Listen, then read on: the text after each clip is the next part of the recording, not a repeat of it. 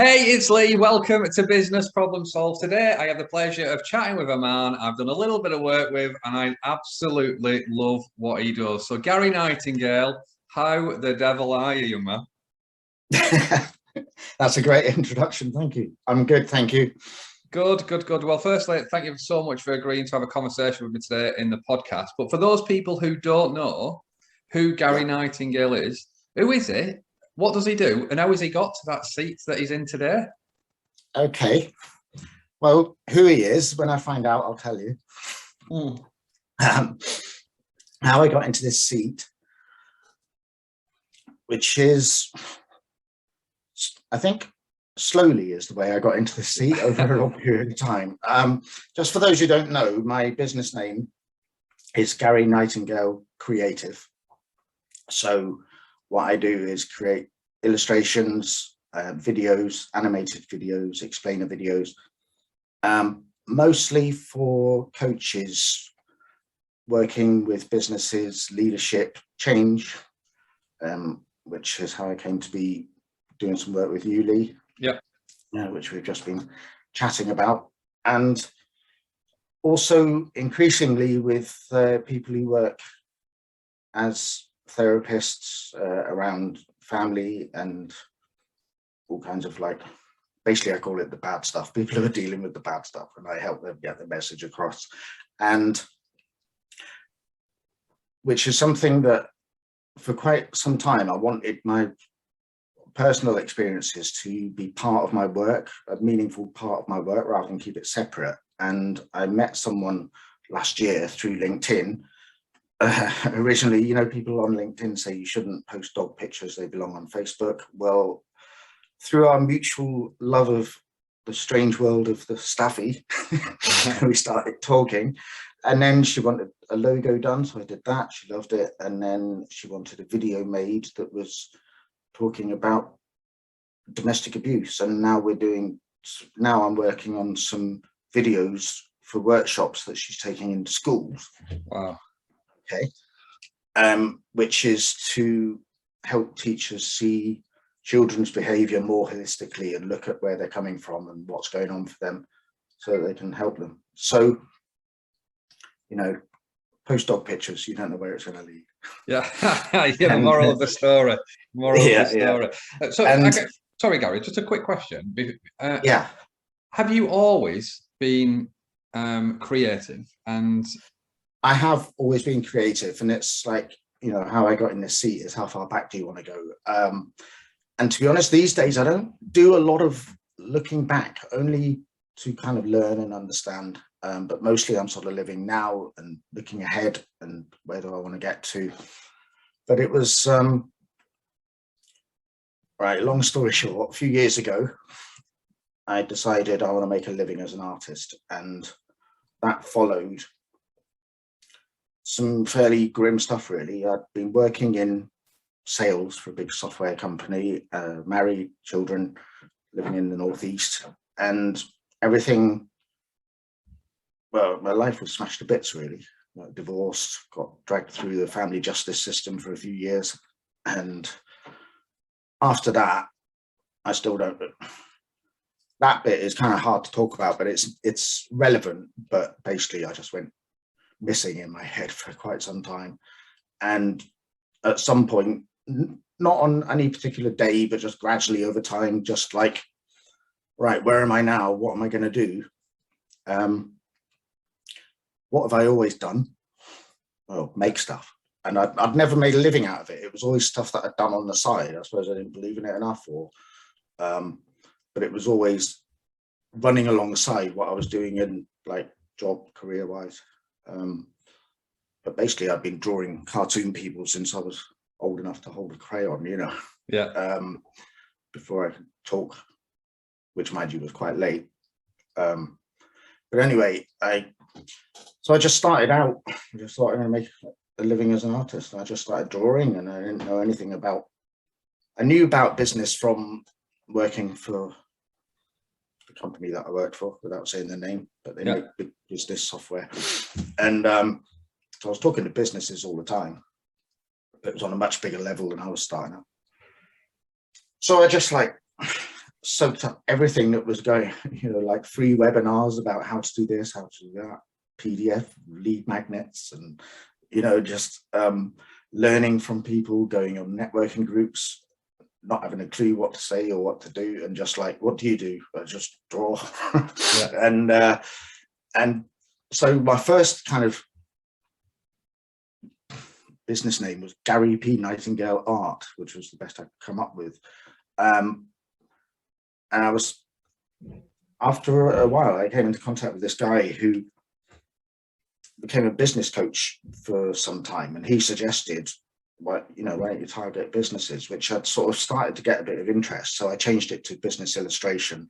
Yeah. And then that was a big switch, because then I was at a business show and someone was talking about marketing design agencies, and I just thought, I bet there's loads of those out there. So being the obsessive that I am, I created a spreadsheet and contacted just about every marketing spreadsheet in the UK. Wow. Just sent them some examples of what I do and said, here I am, this is it. And got quite a lot of responses. Did some work for one guy for their blog. Another one got in touch and then dropped out of sight, and then got back in touch with me last year saying that as a result of the pandemic, he'd gone bust, started up a new venture, still had my details, said he was still interested in working. So I did some book illustration for him. Wow. But I was just, I went through this really manic phase of just like contacting anyone and everyone who had anything to do with illustration. I was sending out LinkedIn connection requests, like, I was one of those spammy people. This is what I do. You've just connected with me, buy my stuff now, because I need to go and buy some more coffee. What do you think the power of illustration brings? What does it do different, or what does it add?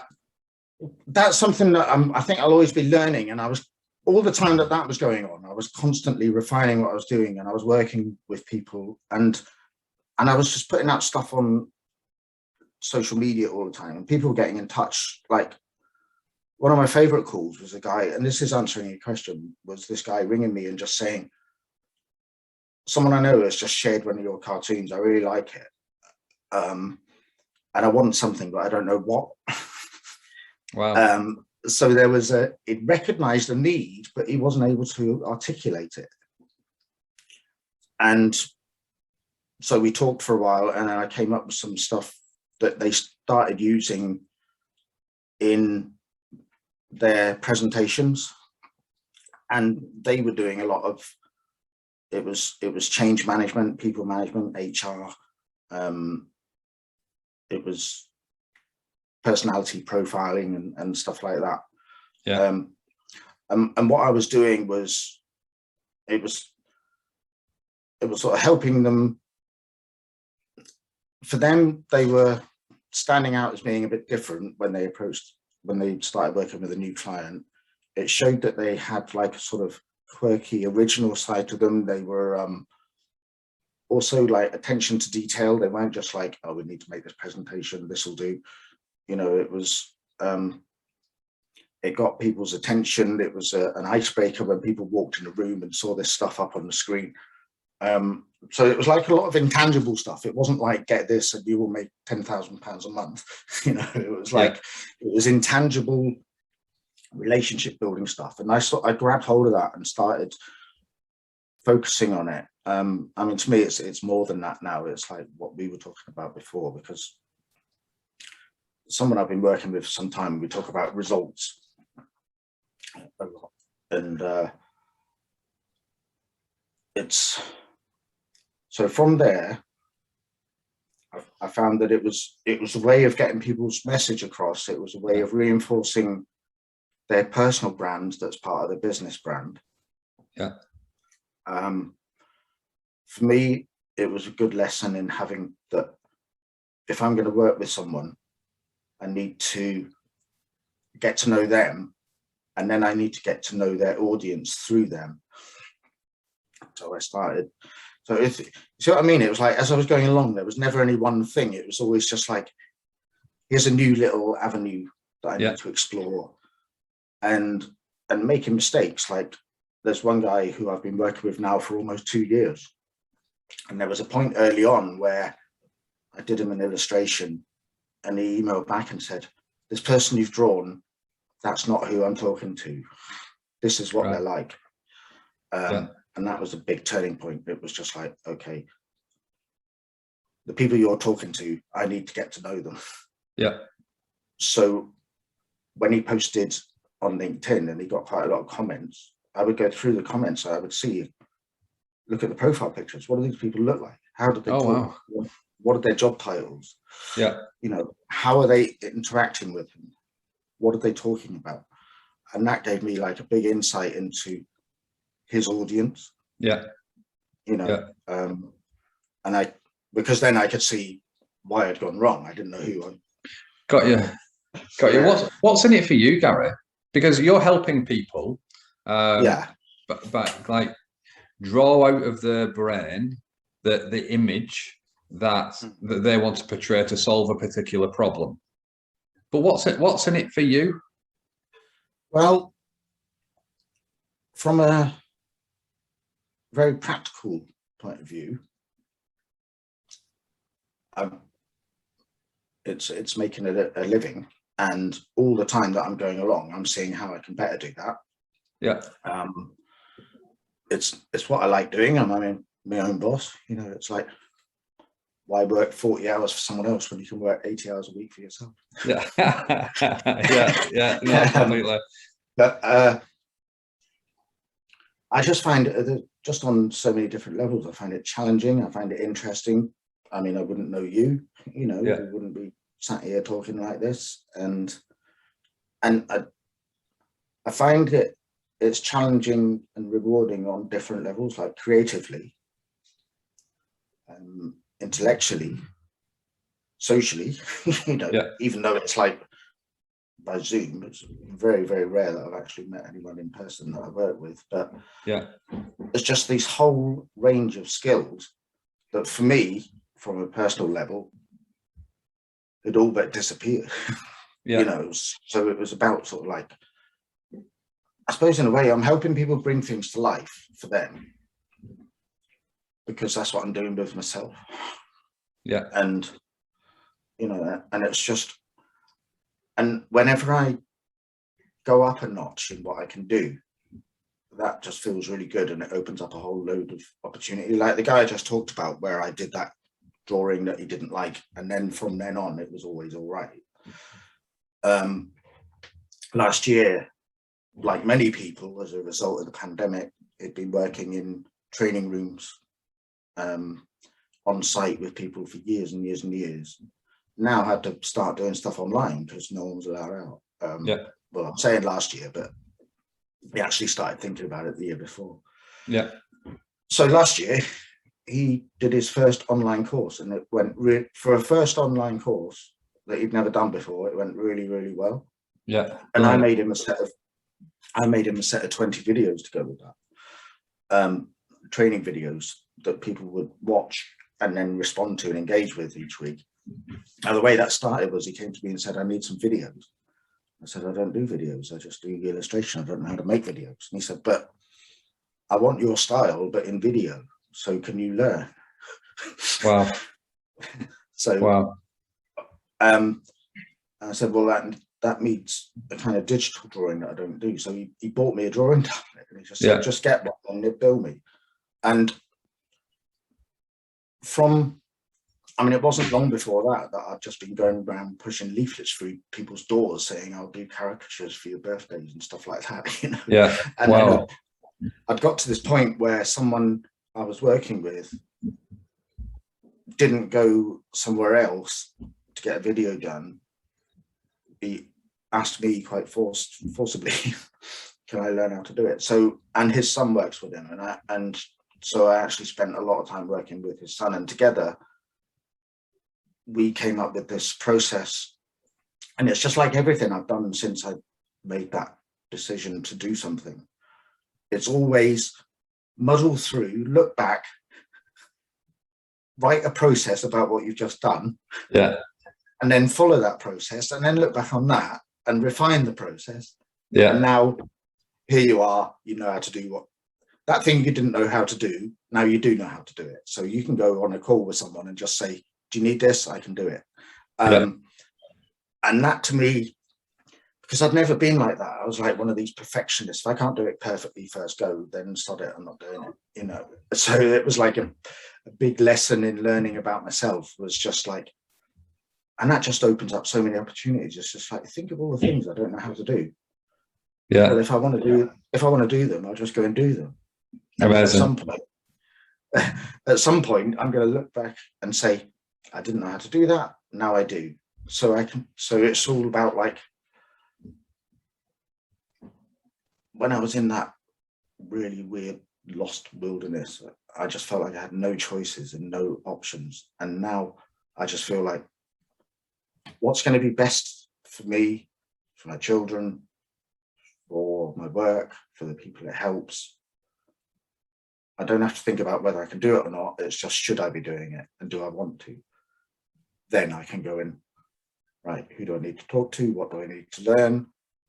Just accept that it's going to be crap to start with.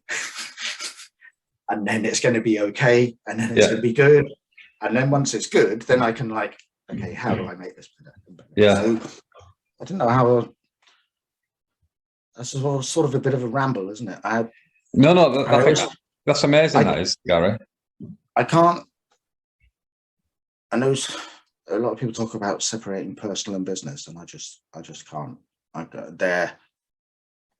They're mixed.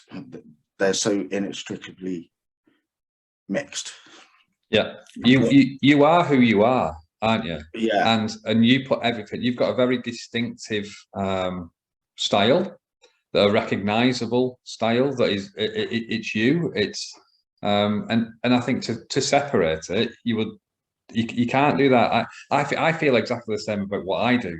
And I remember when I first started, I wanted to be a consultant when I first started in change as an internal change person. And I remember a consultant saying to me, he said to me, if you want to be a consultant, Lee, you're going to have to smarten your act. You're going to have to get a new pair of shoes. You're going to have to wear a shirt instead of a jumper, and you're just going to have to smarten your act. And I thought, but that doesn't make me feel very comfortable. And if I'm going to perform at my best, I want to be able to perform my best and be me.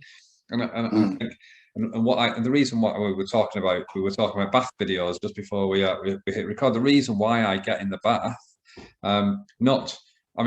yes, hopefully it stops the scroll on social media and stuff, but fundamentally it is about me being metaphorically and physically myself, and I can't be any more naked than that. I just am who I am, and I want to attract people who want to work with me for being me. So the fact that you just said you can't separate it, I think it's just you're following your passion. You're being authentically you in doing what you do. That's good. And that hadn't occurred to me, the metaphor of being in the bath, of being naked, like, which is just, you can't get much more yourself than that, can you? No, you can't. You can't do it. And that for me is one of the reasons why I do it. Some people don't really get or understand why I do it, but that for me is just saying that is why I do it. There's nothing more important than that for me. You either work with me because you like who I am and how I come across, or you don't work with a bald northern tattooed bloke who sits in the bath. and I don't want to work with you if you don't. Do you know what I mean? We attract we attract each other, don't we? And all of that stuff. I think if you haven't got people who don't understand you, then you're probably doing something wrong. Yeah, completely. There need to be people who don't get what you do or don't like what you do. Otherwise, you're probably a bit too, what's the word, vanilla. Yes, yeah. You're certainly not that. Yeah. So you create illustrations, you create videos, you've got your own distinctive style. You've created thousands and thousands of pieces of art. What makes a great piece? I would say what makes it great is partly the stuff that comes before it even exists, which is somebody knowing say, a potential client of mine, somebody knowing exactly what they're about and who their audience is and what they want to happen. They've got a clear objective about, I need this set of images, or I need this set of videos to do this. So if it starts from that place, it's in with a good chance of being a good piece of work. The work creatively, it makes me look at it and just feel good. That's my personal sort of selfish get. And when they get it, they love it, it exceeds their expectations. That's another one. And when they use it, if they post it on YouTube, if it's part of a blog, if it's somewhere online, if it's a presentation, what they wanted it to do, it does. What the message they wanted it to get across, it does. The people they were showing it to got what they wanted to say, and more than that, just got what they're about, you know. So I suppose an example of that would be that online training course that I just mentioned earlier. People responded to that, and there was a platform where people could engage, so you could see all the engagement. And that was a piece of work I did as well, was actually going through all that and analysing it. So it was much more than just the illustration. It was actually picking out from the engagement what could be used next time, what worked. But people were actually watching the videos in meetings, pausing them, talking about them, then playing a bit more, pausing them and talking about them. That to me is a real result. Yeah, completely. You've made me think about a Maya Angelou quote, which is, you've probably seen it: people forget what you said, people forget what you did, but people never forget how you made them feel. And when you said about you feel good about the work that you produce, that's the internal, when you produce something. And then if you've got people pausing a video and talking about it, they feel strongly enough that there's something in there to talk about it. So you're creating the feelings. If you just see something, people, that's forgettable. But if you're making people feel something, then that's not as forgettable. I mean, I do have to say with that as well, that it's not just me. I mean, with those videos, there was a voiceover. So I was taking a voiceover and editing it into clips, little sections that I could then fit with the, I'm using my hands, but this is audio, isn't it? Unless you're watching on YouTube.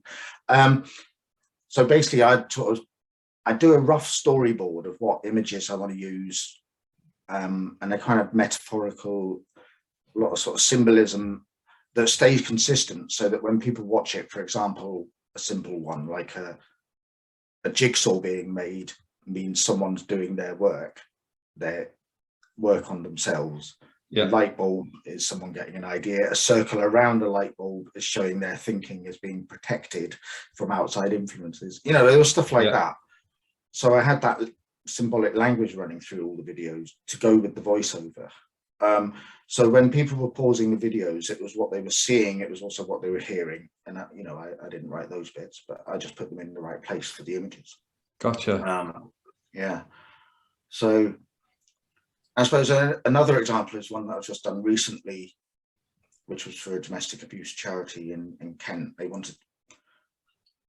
They weren't getting many referrals from their local police who didn't really know much about them, and there were others that were getting more, and they felt that their services they offered were more wide-ranging than others around them. And I don't get into people's rivalries and politics and things. Just what do you mean? But anyway, I made them a video that they used as part of presentations to their police, who said that the police loved it, had no idea of how much this charity offered in terms of resources and support, and now are pushing more referrals their way. So there's a direct result, is having seen this, more people who are living with domestic abuse are now going to get put in contact with this charity who can help them. So amazing. It's really powerful, isn't it? Yeah, I love that. And But it's a nice balance, because if I did that stuff all the time, because that touches on like personal issues and stuff as well, which is necessary. You've got to look at these things if they're there, and it's a way of using it to help people, but otherwise it just gets too heavy. So that's why I post a lot of stupid cartoons and or business stuff that I find really challenging and interesting, but I'm not emotionally so invested in it. Yeah. Have you ever seen any of your work where you weren't expecting to see any of your work? I usually know where it's going to go in advance anyway. I do like it when I'm scrolling through LinkedIn and I'll come across like 2 or 3 posts from different people that's all my stuff. Yeah. That feels pretty good. There was one when I worked for that big software company. I was trying to get into a different department, but it didn't work. But anyway, I wrote an advert, and I came through Newcastle Airport once, and it was up there on a big billboard by the luggage collection. So I wasn't expecting to see my work there. But anyway, big company politics, and I didn't have a clue how to play them.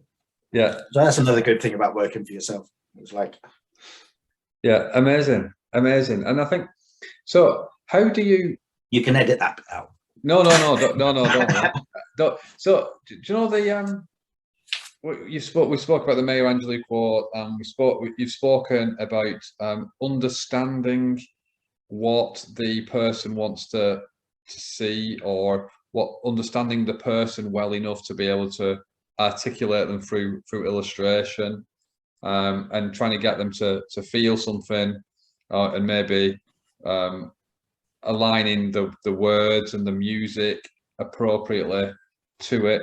If somebody wanted to draw a picture now that was to convey a particular point, where would you recommend they started? I mean, because sorry Lee, it broke up a bit there. Oh yeah, no worries. So if you were to, if someone wanted to draw a picture, I got as far as that. Yeah, if somebody wanted to draw a picture now that to convey a particular message or point, how would you recommend that they started to have the greatest chance of success? Because you've got process, you can see things, you pick things out. When we've had conversations in the past, you've asked questions to be able to understand stuff, and then you've gone away and you've come back with a visual representation of the words that we've said. How do you do that? Oh, I'm not entirely sure, which is not a very good answer, I know. But for someone who wanted to do that for themselves, obviously they know their audience already. I'd say sort of have a look at stuff that you've done before and see what people really connected with, what people really liked. And I would say just doodle. Pretty much everything I do starts with a big sheet of paper and a pencil. And I've done all the kind of logical, intellectual stuff. Then I just put all that to one side and I just scribble and just get lost in it. And then I come back and I look at it. It's a bit like sort of jamming with music, and you see if there's anything of it that's worth picking out to make a song out, you know. And it's, so I would say, think about who it is you're talking to, what it is you want to say to them, why you want to say it, what you want them to do. Ask yourself those questions, get clear on as clear as you can on what those answers are, and then forget them and just get a bit of paper and just draw, just fill it and just see what happens.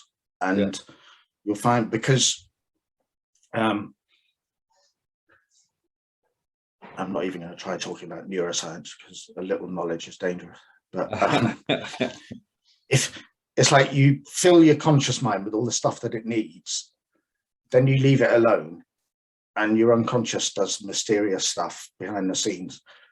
And when you're drawing and filling up your big bit of paper, unexpected things will happen, and you'll do something and just go, that's it, that's the image that I want to use.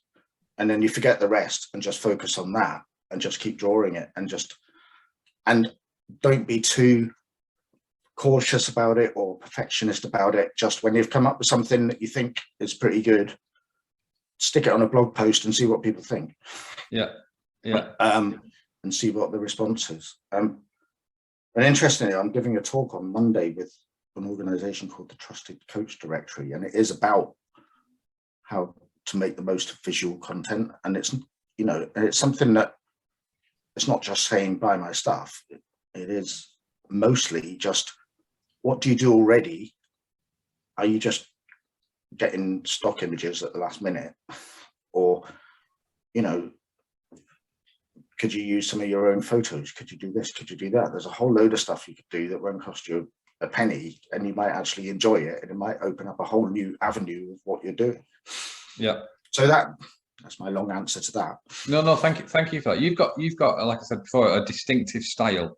When I scroll through LinkedIn, I can spot, or I believe I can spot a Gary Nightingale picture. How important is it to you, and I guess to your clients, that they have consistency in artwork, brand, and all of it? Because that seems to be coming through how you help a lot of people. The guy that said, I want your videos because I've got your images.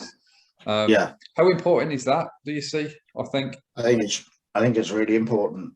And it doesn't mean that everything has to run along very narrow, rigid lines. You can be varied and consistent, I think. And I mean, my style gradually developed over time. When I first started doing this, I wasn't doing cartoon style stuff at all. It was all serious color pencil stuff, and very gradually evolved into what it is now. And but I still, when I speak, part of getting to know people is, well, one thing just on a practical level is, have they got a style guide? Are there colors and fonts that they use that they don't want to use anything else, in which case I'll stick with them. Yeah. If they haven't got that, we'll arrive at something between us and stick with that. Yeah. I just so that I would say consistency of style, consistency of, see, as a coach, you've probably got consistency of themes anyway, a certain type of person that you work with, a certain type of business. So the things you're writing about are probably already consistent. You're probably writing for a very specific group of people about a specific set of problems and a very specific type of solution that you offer for those problems. So that consistency is already there. Yeah. So to then, I think it waters down that consistency by having random images, whereas the images should be reinforcing that consistency. So like, even if you know, the example I'm going to use on Monday is that if you're a keen walker and you're always out walking and taking hundreds of photos, use those with your blogs or your posts or whatever, and stick your logo in the corner in the same place every time. Yeah. You know, or make a frame that's out of your brand colors, you know, so you've got a framework that's consistent with room for variety and the unexpected within that. Yeah, no, completely. Love that. How would you describe your artwork, your illustration, your creations? Oh.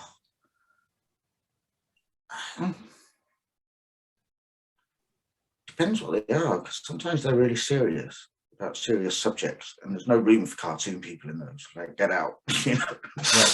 Yeah. But I suppose I'm going for just sort of the simple stuff, really, just relatable humanity. Yeah, love it. Just some, yeah, relatable, identifiable.